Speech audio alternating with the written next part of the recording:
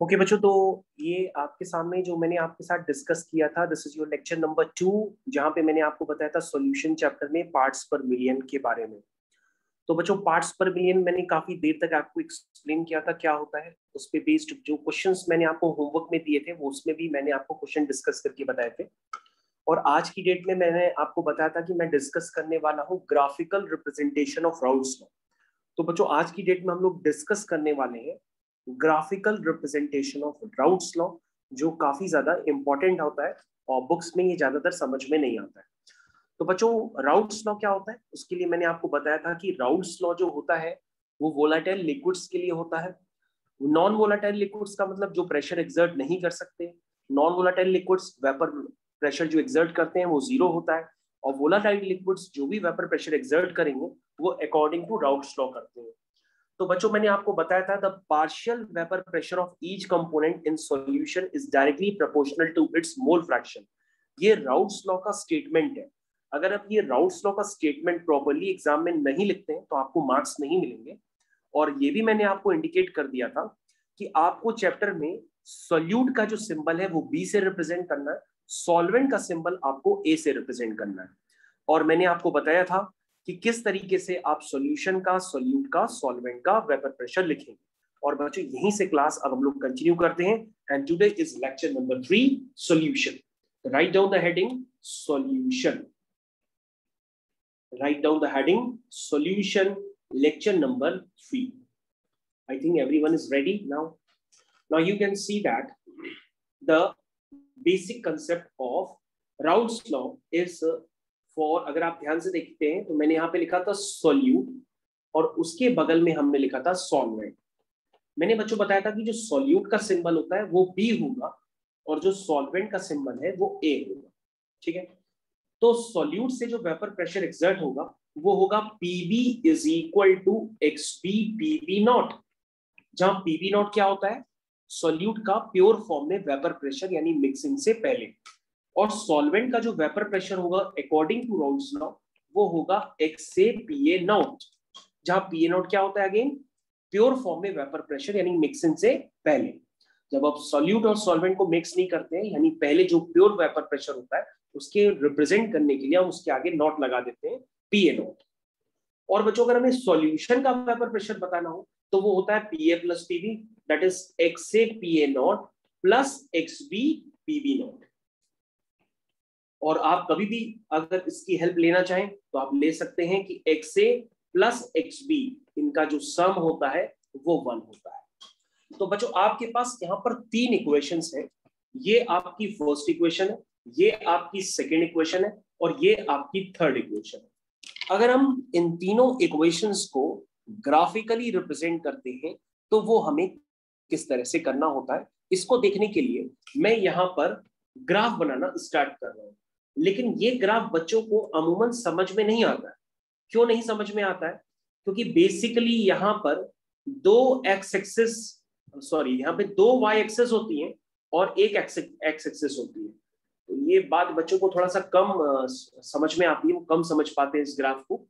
लेकिन अगर आप देखेंगे तो मैं आपको समझाने की पूरी कोशिश करूंगा। तो आप कहोगे सर ये कैसी एक्सिस है? अब देखो, मैं आपको समझा रहा हूं तभी आप समझ पाओगे। बेसिकली जो बच्चों वाई एक्सिस होती है, वाई एक्सिस रिप्रेजेंट करती है वेपर प्रेशर को, वाई एक्सिस रिप्रेजेंट करती है वेपर प्रेशर को, और एक्स एक्सिस रिप्रेजेंट करती है मोल फ्रैक्शन को।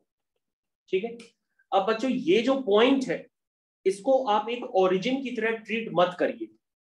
यहां पर एक्स एक्सिस में मोल फ्रैक्शन, मतलब कहने का मतलब ये है कि अगर एक्स से 1 होगा, अगर एक्स से 1 होगा तो ध्यान से सुनिएगा, अगर एक्स से 1 होगा तो ऑटोमेटिक एक्स भी क्या हो जाएगा, 0 हो जाएगा, क्योंकि एक्स से प्लस एक्स बी का सम 1 होगा। और बच्चों, अगर आप ये दूसरा पॉइंट लेते हैं, आप कहते हैं यहाँ पे एक्स भी 1 है तो एक्स से ऑटोमेटिक क्या हो जाएगा, 0 हो जाएगा। अब बच्चों, आपके पास जो पहली इक्वेशन है वो है PA is equal to X से PA नॉट। अगर आप इसको ड्रॉ करना चाहें तो आपको समझ में आएगा कि वेपर प्रेशर वाई एक्सिस में है तो इसकी जगह हम y लिख देते हैं, और x एक्सिस में मोल फ्रैक्शन है तो XA की जगह हम x लिख देते हैं, और पीए जो है आपका पीए नॉट की तरह ट्रीट होगा। यानी बच्चों ये एक्स एक्सिस जो है वो मोल फ्रैक्शन को रिप्रेजेंट कर रही है, इसलिए मैंने एक्सए को एक्स लिख दिया और वाई एक्सिस वेपर प्रेशर को रिप्रेजेंट कर रहा है, इसलिए मैंने पीए को वाई लिख दिया। तो बच्चों ये क्या इक्वेशन, ये इक्वेशन है y is equal to mx। यानी y equal to mx line कहां से पास होती है, straight line passing through origin. अब बच्चों आपको उसको ड्रॉ करना है, तो आप ड्रॉ करने के लिए क्या करोगे कि सीधी स्ट्रेट लाइन को ड्रॉ करने के लिए कम से कम 2 पॉइंट्स चाहिए होते हैं। तो बच्चों आप वो 2 पॉइंट्स कैसे निकालोगे अगर आपको इस इक्वेशन को ड्रॉ करना है, तो तुम कहोगे सर बहुत इजी है, एक बार हम एक्सए को 1 ले लेते हैं और एक बार हम एक्सए को 0 ले लेते हैं, ऐसे कर लेते हैं। हमने कहा ठीक है, चलो एक्सए को 1 ले। जब एक्सए आपका 1 होगा बच्चों तो प्रेशर क्या होगा, तो तुम कहोगे सर प्रेशर हो जाएगा पीए नॉट। जब एक्सए 1 होगा तो प्रेशर पीए नॉट होगा। तो एक्सए 1 कहां है, यहां पर है एक्सए 1। तो एक्सए 1 यहां पर है तो प्रेशर क्या है पीए नॉट, तो पीए नॉट यहां पर होगा। तो ओवरऑल तुम्हारा ये जो पॉइंट है, ये पॉइंट के कोऑर्डिनेट हो गए 1, पीए नॉट। क्या ये बात समझ में आई, 1, पीए नॉट, क्योंकि 1 किसको रिप्रेजेंट कर रहा है, 1 रिप्रेजेंट कर रहा है मोल फ्रैक्शन को, और वहां पर एक्सए 1 है। जब एक्सए 1 है तो प्रेशर पीए नॉट है। तो आई थिंक ये पॉइंट आपको समझ में आना चाहिए। अब हम दूसरा पॉइंट लेते हैं, जब आपने एक्सए 0 ले लिया तो आपका प्रेशर भी 0 हो जाएगा। तो बच्चों अगर एक्सए 0 है, अगर एक्सए 0 है दैट मींस एक्स भी 1 है, तो आप यहां पर खड़े हैं दूसरे वाले पॉइंट पे, और प्रेशर 0 है तो इसका मतलब आप वहीं नीचे ही बैठे रहेंगे, ऊपर नहीं चढ़ेंगे। अगर ऊपर चढ़ गए तो प्रेशर आ जाएगा, तो आपको प्रेशर नहीं चाहिए, आपको एक्स से 0 मतलब एक्स भी 1 चाहिए और प्रेशर 0 चाहिए, तो आप वहीं नीचे ही खड़े रहेंगे, यानी कि नीचे ही वाला पॉइंट रहेगा, ऊपर नहीं चढ़ेंगे क्योंकि हमें प्रेशर नहीं चाहिए। तो बच्चों अगर हम इन दोनों को आपस में ज्वाइन कर देंगे तो जो फाइनल ग्राफ आपके सामने बन के आएगा वो ये ग्राफ बन के आएगा। और ये ग्राफ किसकी इक्वेशन हो गई, कौन से लाइन की इक्वेशन हो गई, ये ग्राफ हो गई PA is equal to X से PA not. PA is equal to X से PA नॉट की इक्वेशन हो गई। ये बात आपको समझ में आना चाहिए, PA is equal to X से PA नॉट। उसके बाद बच्चों हमें दूसरी लाइन की इक्वेशन बनानी है। दूसरी लाइन क्या है, दूसरी लाइन है PB is equal to XB PB not. ध्यान से देखिए, अब मैं दूसरी लाइन की इक्वेशन बनाने जा रहा हूं, बिल्कुल सेम कंसेप्ट से बनाऊंगा। तो आप लिखिए PB is equal to XB PB not. क्या आपने लिख लिया, बिल्कुल लिख लिया होगा। चलिए स्टार्ट करते हैं। एक बार हम XB को 1 ले लेते हैं तो PB क्या आएगा, PB आएगा PB नॉट। बच्चों ये बात तो आपको क्लियर है, ये स्ट्रेट लाइन है passing through origin, y is equal to mx को रिप्रेजेंट करती हुई। तो आपको 2 पॉइंट्स चाहिए होते हैं किसी भी स्ट्रेट लाइन को ड्रॉ करने के लिए, आप वही काम रिपीट कर रहे हैं, तो आप आराम से रिपीट करिए, क्वेश्चन हो जाएगा। Start, XB1 pressure PB not. तो तुम कहोगे सर XB1 कहां पर है, तो सर XB1 तो यहां पर है, XB1 यहां पर है, तो XB1 है तो प्रेशर PB नॉट है, यानी आप ऊपर चले जाइए तभी आपके पास प्रेशर आएगा। मान लो आप यहां पर आ गए, तो इस पॉइंट का कोऑर्डिनेट क्या हो गया 1, PB नॉट। और यहां पे हम लेट कर लेते हैं कि PA नॉट ज्यादा है PB नॉट कम है, ऐसा हमने लेट कर लिया, इसलिए PA नॉट की हाइट ज्यादा है PB नॉट की हाइट कम। या आप उल्टा भी लेट कर सकते हैं, उसमें कोई बड़ी बात नहीं है, आप PA नॉट को छोटा PB नॉट को भी बड़ा कर सकते हैं, तो ग्राफ बस एक लाइन ऊपर हो जाएगी एक लाइन नीचे हो जाएगी। तो हमने क्या किया, एक पॉइंट तो निकाल दिया, दूसरा पॉइंट निकालते हैं। अब हम क्या करते हैं, हम यहाँ पे XB को 0 कर देते हैं। तो अगर XB 0 होगा तो PB भी 0 हो जाएगा, क्योंकि PB is equal to XB PB not है। और अगर XB 0 हुआ तो इसका मतलब क्या हुआ, इसका मतलब हुआ XA 1 हो गया।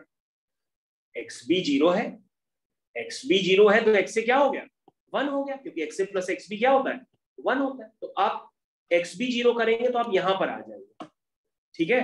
और प्रेशर आपको चाहिए नहीं तो आप यहीं पे खड़े रहेंगे। जब आप यहीं पे खड़े रहेंगे तो आप ग्राफ बना सकते हैं। 2 पॉइंट्स आपको मिल चुके हैं, यानी कि एक पॉइंट आपका ये जस्ट मैंने आपको बना के दिखाया, उस पॉइंट को मैं मार्क कर देता हूं। ये पॉइंट कौन सा आपको हो गया, आपका ये पॉइंट हो गया आपका 0, XB क्या है 0, PB 0,0, एक तरह से ऐसे समझ लीजिए 0,0। तो ये भी पॉइंट बच्चों आप लिख सकते थे, ये भी पॉइंट आपका 0,0 है। और अगर आपको 2 पॉइंट्स मिल चुके हैं तो आप ग्राफ तो बना ही सकते हैं। तो बच्चों ये दूसरी लाइन की इक्वेशन आपके सामने बनके प्रिपेयर है। तो बच्चों इस लाइन की इक्वेशन क्या हुई जिसको आपने अभी ड्रॉ किया? उस लाइन की इक्वेशन है PB is equal to X B PB not. ये इक्वेशन बन करके आ गई। अब बच्चों आपको क्या करना है? अब आपको करना है सॉल्यूशन के वेपर प्रेशर को रिप्रेजेंट करना है। और सॉल्यूशन वाली इक्वेशन क्या होती है? PS is equal to X से PA naught plus X B PB naught. ठीक है, क्योंकि सॉल्यूशन का वेपर प्रेशर सॉल्यूट और सॉल्वेंट इन दोनों के वेपर प्रेशर के सम के इक्वल होता है। I think it is clear for everyone. तो आप समझ गए होंगे। अब बच्चों यहाँ पर हम लोग आगे कंटिन्यूएशन में लेते हैं और सॉल्यूशन वाली इक्वेशन को ड्रॉ करने की पूरी कोशिश करते हैं। चलिए स्टार्ट करते हैं। तो बच्चों सबसे पहले अगर हम इस इक्वेशन को ड्रॉ करना चाहते हैं तो ये भी एक स्ट्रेट लाइन है, बस आपको 2 पॉइंट्स निकालने पड़ेंगे। एक बार क्या कर लीजिए, एक बार आप इसमें एक्स को 0 डालिए। जब आप इसमें एक्स को 0 डालेंगे तो एक्स बी 1 हो जाएगा, यानी कि पहला टर्म 0 हो गया तो दूसरा टर्म एक्स बी 1 होने की वजह से प्रेशर पीबी नॉट हो गया। इसका मतलब एक्स से 0 है और प्रेशर पीबी नॉट है। तो एक्स से 0 कहां है?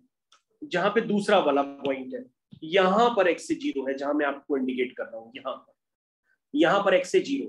ठीक है, यहां पर एक्स से 0। जब जहां एक्स से 0 है तो वहां प्रेशर पीबी नॉट है, यानी 0, पीबी नॉट। अब आप 0, पीबी नॉट कहोगे तो आपकी लाइन कौन सी हो जाएगी? आपका पॉइंट कौन सा हो जाएगा? आपका पॉइंट हो जाएगा ये वाला पॉइंट, 0, पीबी नॉट। समझ गया? अब अगर आप दूसरा पॉइंट लिखना चाहते हैं तो दूसरा पॉइंट कैसे लिखेंगे? दूसरा पॉइंट लिखने के लिए आप फिर से करेंगे, एक बार एक्स ए को 0 लिया, अब एक बार आप एक्स बी को 0 ले लीजिए, तो एक्स ए 1 हो जाएगा, तो प्रेशर हो जाएगा पी ए नॉट। यानी कि जब एक्स बी 0 है तो प्रेशर पी ए नॉट है। तो आपका दूसरा पॉइंट कौन सा हो जाएगा? दूसरा पॉइंट आपका हो जाएगा ये वाला। मैं दोबारा मार्क करता हूं, ये वाला। यानी कि ये 2 पॉइंट्स आपको पता पड़ चुके हैं। आप किसी और तरीके से बनाना चाहें तो कोई भी 2 पॉइंट्स अपने आप से भी देख सकते हैं। तो बच्चों आप देख सकते हैं, अब हम इन दोनों को ज्वाइन करेंगे, 2 पॉइंट्स हमको मिल चुके हैं। तो ये जो लाइन है ये रिप्रेजेंट करेगी किसको? PS is equal to X से P A naught plus X B PB naught, या PS is equal to P A plus PB. इस वैल्यू को रिप्रेजेंट करेगी। तो बच्चों हर लाइन के ऊपर मैंने इक्वेशन भी लिख दी है ताकि आपको कोई भी कंफ्यूजन ना आए।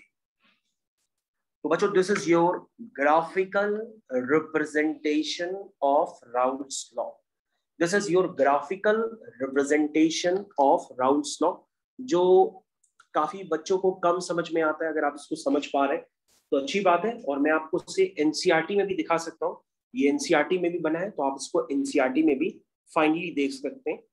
तो इस ग्राफ को देख करके काफी सारे बच्चे कंफ्यूज भी हो जाते हैं, कहते हैं ये कैसा ग्राफ है, मतलब 2 एक्सिस। तो आपको उतना घबराने की जरूरत नहीं है, इसलिए मैंने आपको काफी देर तक एक्सप्लेन किया कि आप इसको किस तरह से समझेंगे। आई थिंक सभी बच्चों को यहाँ पर समझ में आ जाएगा कि graphical representation of Raoult's law किस तरह से किया गया। तो बच्चों जो एक आइडियल सॉल्यूशन होता है, आइडियल सॉल्यूशन हम किसे कहते हैं? तो बच्चों यहाँ पर अब आप टाइप्स ऑफ सॉल्यूशन डाल सकते हैं, हेडिंग। यहाँ पर हेडिंग डालेंगे टाइप्स ऑफ सॉल्यूशन। तो बच्चों टाइप्स ऑफ सॉल्यूशंस में क्या होता है, बेसिकली 2 तरह के सॉल्यूशन होते हैं। एक होता है आइडियल सॉल्यूशन, ठीक है, और एक होता है नॉन आइडियल सॉल्यूशन। फिर नॉन आइडियल सॉल्यूशन में भी 2 वैरायटी आ जाती है। तो आप इस तरह से एक टेबल बना करके मैं आपको समझाता हूँ। तो बच्चों टाइप्स ऑफ सॉल्यूशन में 2 तरह के सॉल्यूशन होते हैं। एक होता है आइडियल सॉल्यूशन, ये मैं लिख रहा हूं आपके सामने, आइडियल सॉल्यूशन।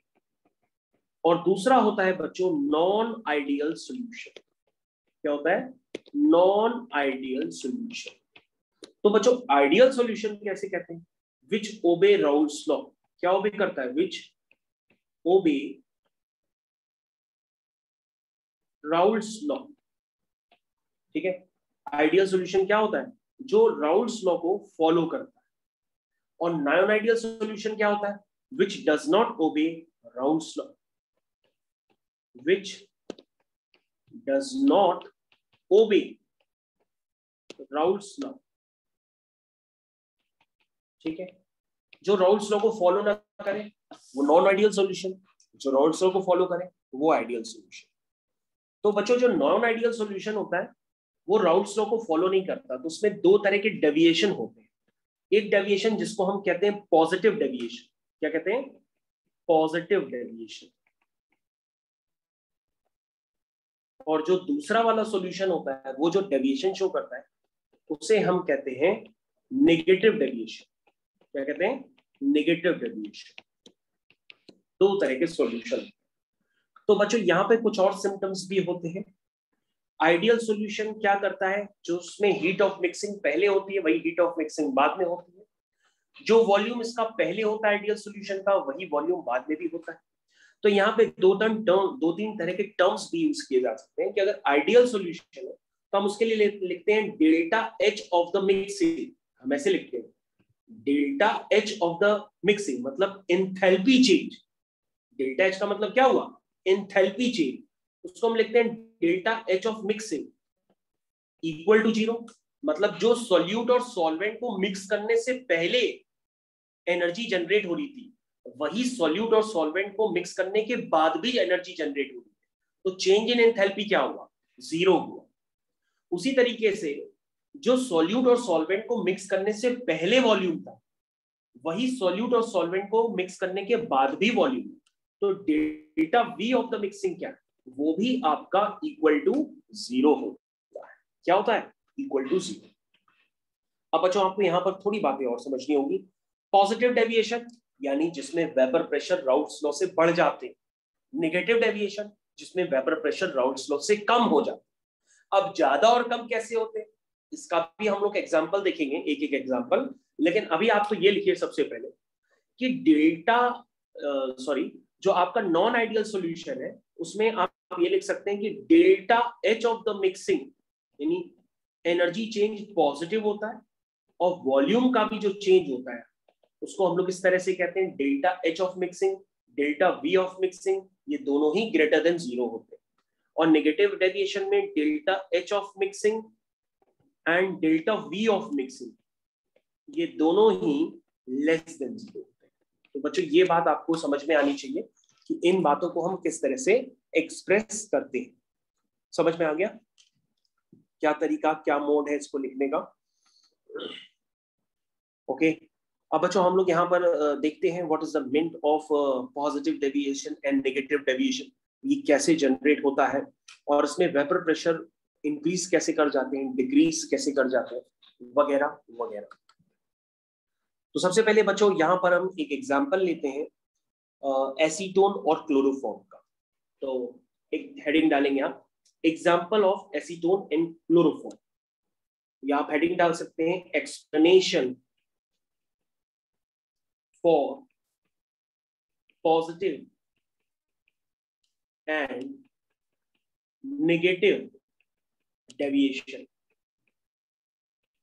पॉजिटिव और नेगेटिव डेविएशन का क्या एक्सप्लेनेशन होता है वो आप समझने की कोशिश करें। बच्चों जरा समझिए, जैसे मैंने एक एग्जांपल लिया, जैसे ये आपके पास क्लोरोफॉर्म। क्लोरोफॉर्म क्या होता है, CHCl3। तो देखो बच्चों मैंने क्लोरोफॉर्म आपके सामने बनाया CHCl3, और मैंने एक ले लिया एसीटोन। एसीटोन आप समझते हैं COCH3 COCH3, ऑर्गेनिक केमिस्ट्री तो सभी ने पढ़ी है। एसीटोन तो सभी जानते हैं, एसीटोन एक ऐसा कंपाउंड है जिनके पास अल्फा हाइड्रोजन एटम होता है, इसलिए क्या देता है, ये एल्डोल कंडेंसेशन देता है। तो बच्चों अगर आप यहाँ पर एक एग्जांपल कंसिडर करेंगे, दिस इज द क्लोरोफॉर्म और एसीटोन, तो आपको ये एग्जांपल जनरेट करने में कुछ बातें क्लियर होंगी कि एसीटोन और क्लोरोफॉर्म मिक्स करने से पहले उनके वेपर प्रेशर क्या थे और मिक्स करने के बाद उनके वेपर प्रेशर क्या होंगे। तो बच्चों एसीटोन और क्लोरोफॉर्म जब अलग अलग थे तो क्या कंडीशन है, एसीटोन और क्लोरोफॉर्म को मिक्स कर दिया तो क्या कंडीशन होगी। तो बच्चों अगर आप ध्यान से देखेंगे हमें यहां पर वेपर प्रेशर को समझना है, और अगर आप वेपर प्रेशर नहीं समझ पाते हैं तो वेपर प्रेशर को समझने के लिए आप ऐसे भी समझ सकते हैं कि जो वेपर प्रेशर होता है, आप उसको लिख लीजिए बोले कि जो वेपर प्रेशर होता है, पूरा लिख लीजिए, वेपर प्रेशर जो होता है वो basically inversely proportional to boiling point, inversely proportional to boiling point. ठीक है, समझ गए, या इनवर्सली प्रोपोर्शनल टू स्टेबिलिटी भी होता है। ऐसे भी कह सकते हैं। ओके, इतना ही काफी। तो बच्चों अगर आप वेपर प्रेशर नहीं समझते तो आप बॉइलिंग पॉइंट, तो बॉइलिंग पॉइंट जितना कम होगा उसका वेपर प्रेशर उतना ज्यादा होगा, बॉइलिंग पॉइंट जितना ज्यादा होगा उसका वेपर प्रेशर उतना कम होगा। ये मतलब होता है इनवर्सली प्रोपोर्शनल। तो बच्चों अगर हम इन दोनों को आपस में मिक्स करते हैं, किसको, एसीटोन और क्लोरोफॉर्म को, तो मिक्स करने पर आपको क्या दिखाई देता है, आपको सर मिक्स करने पर यहाँ पे एक बॉन्डिंग होती है, इस बॉन्डिंग का नाम होता है हाइड्रोजन बॉन्ड। क्या नाम होता है, हाइड्रोजन बॉन्ड। यहाँ पर हाइड्रोजन बॉन्डिंग जनरेट हो जाती है दोनों को मिक्स करने पर। तो हाइड्रोजन बॉन्डिंग से क्या होगा, इसका बॉइलिंग पॉइंट इंक्रीज करेगा डिक्रीज करेगा। कहोगे सर मिक्स करने के बाद अगर हाइड्रोजन बॉन्डिंग होती है तो आपने नए बॉन्ड्स क्रिएट कर दिए, मॉलिक्यूलर वेट इंक्रीज कर दिया, जिसकी वजह से इसका बॉइलिंग पॉइंट इंक्रीज हो जाएगा। और बॉइलिंग पॉइंट इंक्रीज करने का मतलब वेपर प्रेशर डिक्रीज हो जाएगा। तो यानी कि एसीटोन और क्लोरोफॉर्म जब अलग अलग थे तो उनका वेपर प्रेशर ज्यादा था, लेकिन जैसे ही आपने इन दोनों को कंबाइन किया सॉल्यूशन, तो सॉल्यूशन का वेपर प्रेशर डिक्रीज हो गया, कम हो गया। क्यों, क्योंकि इनका बॉइलिंग पॉइंट राइज हो गया। क्यों राइज हो गया, due to formation of hydrogen bonding. तो आप इस रीजन को लिख सकते हैं कि due to formation of hydrogen bonding, vapour pressure, boiling point increases. ऐसे लिख दो, boiling point increases, hence vapor pressure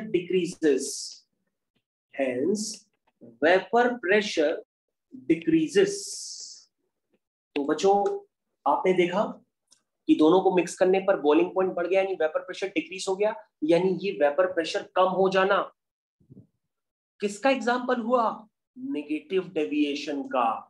तो this is the example for basically negative deviation.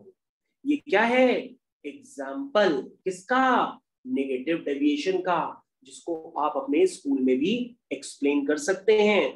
This is example for negative deviation.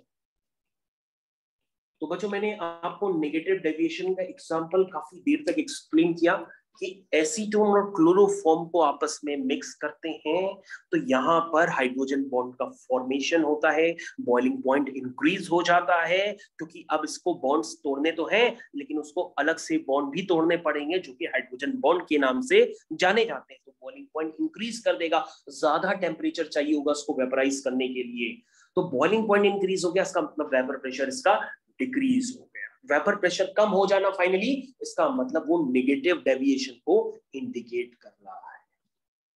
तो आपने कहा कि sir ठीक है ये तो समझ गए, अब एग्जांपल ऑफ पॉजिटिव डेविएशन क्या होगा वो भी समझने की कोशिश करिए, लेकिन आप इतनी बातों को लिख जरूर लीजिएगा क्योंकि आपको इन फ्यूचर इतनी सारी बातें कोई भी इतनी डिटेल में नहीं बताने वाला है।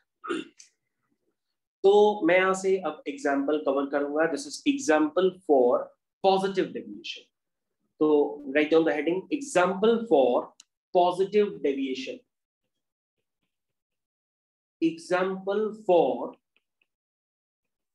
Positive deviation. तो पॉजिटिव डेविएशन का क्या क्या एग्जाम्पल होता है ये भी हम लोग समझने वाले हैं। तो पॉजिटिव डेविएशन के एग्जाम्पल के लिए आपको समझना पड़ेगा कि जैसे आपने इथेनॉल ले लिया, तो इथेनॉल लीजिए सबसे पहले। इथेनॉल बनाना जानते हैं, C2H5OH, उसको हम इथेनॉल भी कहते हैं, मतलब एल्कोहल। बनाइए उसको, या ROH भी लिख सकते हैं। R आपका है C2H5OH, ठीक है, समझ रहे हैं। तो इथेनॉल में बच्चों क्या होता है, हाइड्रोजन बॉन्डिंग होती है। तो फिर से बनाया मैंने, ठीक है, फिर से मैंने बनाया, तो आप इसको समझने की कोशिश करिए। फिर से मैंने बनाया, तो बच्चों इथेनॉल में क्या है, कहोगे सर इथेनॉल में हाइड्रोजन बॉन्डिंग है। क्या है, हाइड्रोजन बॉन्डिंग है, यानी कि पहले इथेनॉल अकेला है तो उसमें हाइड्रोजन बॉन्डिंग है, यानी इसका बॉइलिंग पॉइंट क्या है, ज्यादा है, वेपर प्रेशर कम है। जब इथेनॉल अकेला है। लेकिन आपने यहाँ पे एक करतब दिखा दी, क्या दिखाई? आपने यहाँ पे साइक्लोहेक्सेन के मॉलिक्यूल्स मिक्स कर दिए, मतलब एक मिक्सचर बना लिया साइक्लोहेक्सेन प्लस इथेनॉल का। किसका मिक्सचर बनाया? साइक्लोहेक्सेन प्लस इथेनॉल का मिक्सचर बना लिया। तो इस मिक्सचर से क्या क्रिएट हुआ? डालिए इसमें साइक्लोहेक्सेन। तो बच्चों यहां हम क्या डाल रहे हैं? साइक्लोहेक्सेन।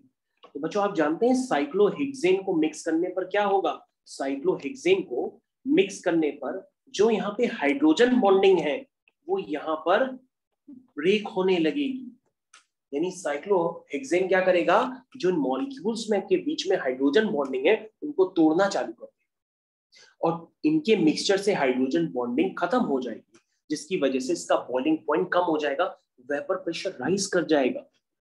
ठीक है ना?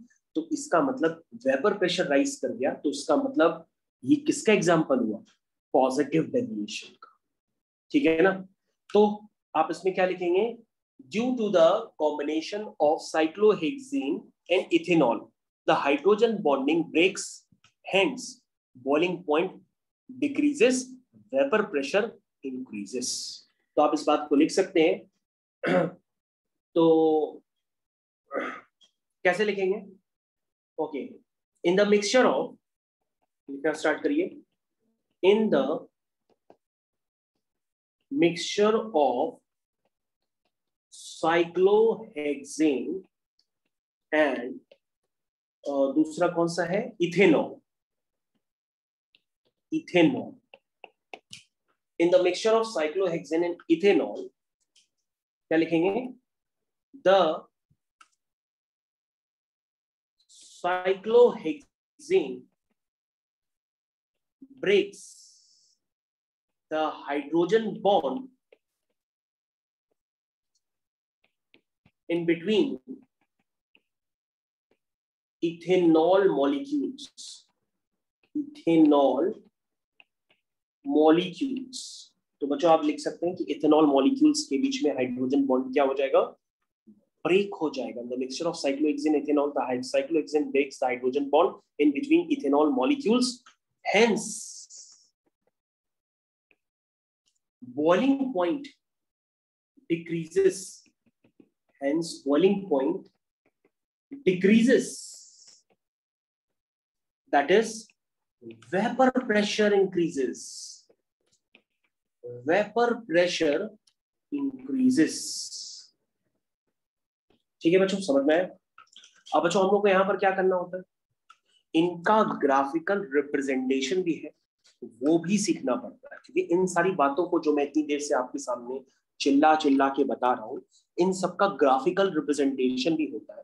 तो आप यहाँ पर डाल सकते हैं graphical representation of positive and negative deviation, या ग्राफिकल रिप्रेजेंटेशन आप ऐसे ही लिख लीजिए, मैं लिखवा देता हूँ, हेडिंग डालिए graphical representation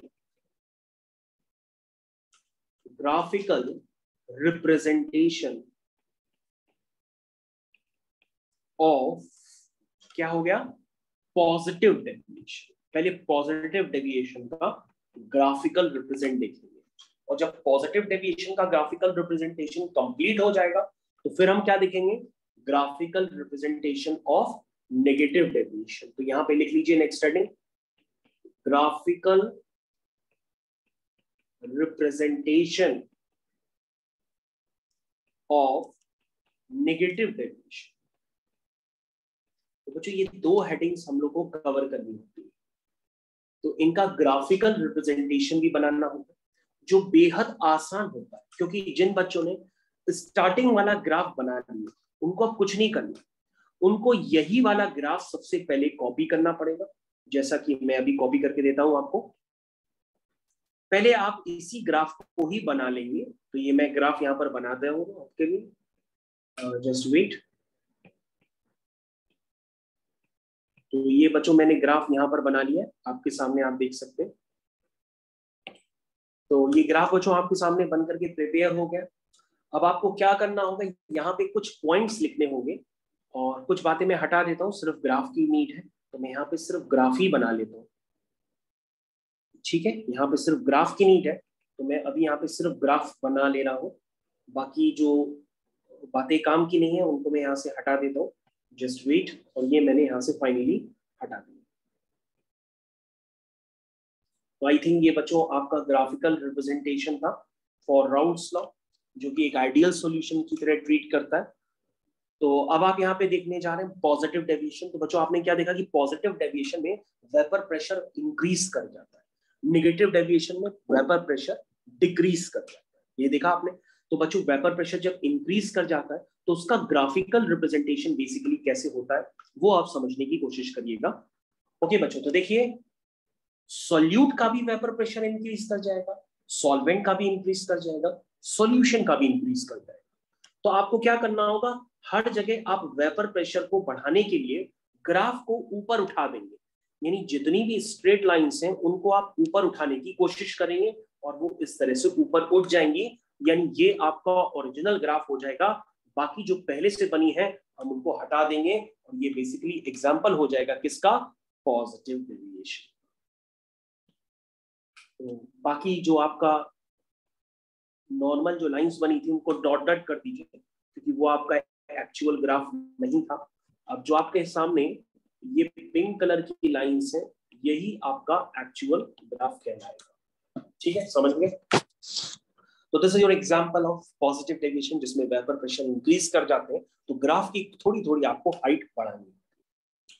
और बच्चों अगर आप क्या करें कि इसके पहले वाले ग्राफ को अगर आप फिर से यहाँ पर कॉपी कर लें तो आप नेगेटिव डेविएशन को भी बहुत आसान तरीके से एक्सप्लेन कर सकते हैं। मैंने उस ग्राफ को दोबारा यहाँ पर कॉपी कर दिया है और इन जिन बातों की नीड नहीं है उनको मैं यहाँ से हटा देता हूँ। तो ये मैंने बातें हटा दी। तो ये जस्ट बस हटने वाली है, ये बातों बातें मैंने हटा दी जिनका मेरा कोई यूज नहीं। तो बच्चों अब अगर आप नेगेटिव डेविएशन को एक्सप्लेन करना चाहते हो तो अब आप ये केस समझ गए होंगे कि सर कुछ नहीं करेंगे, अब इन लाइंस के नीचे से अपना ग्राफ एक्चुअली बनाएंगे। तो नेगेटिव डेविएशन में हाइट बढ़ा दी, सॉरी पॉजिटिव डेविएशन में हाइट बढ़ा दी और नेगेटिव डेविएशन में हाइट हमने क्या कर दी, कम कर दी। ठीक है, समझ गए होंगे आप लोग। तो इस तरीके से बच्चों ये ग्राफ बन गया और जो आपका एक्चुअल ग्राफ है वो आपके सामने है। बाकी ग्राफ आप रिमूव कर दीजिए, ये मैंने रिमूव कर दिया और बाकी जो भी ग्राफ था उसको आप डॉटेड लाइन से बना लीजिए, क्योंकि वही आपका सपोर्टिव ग्राफ था, उसी की हेल्प से आपने ये ग्राफ बनाया है।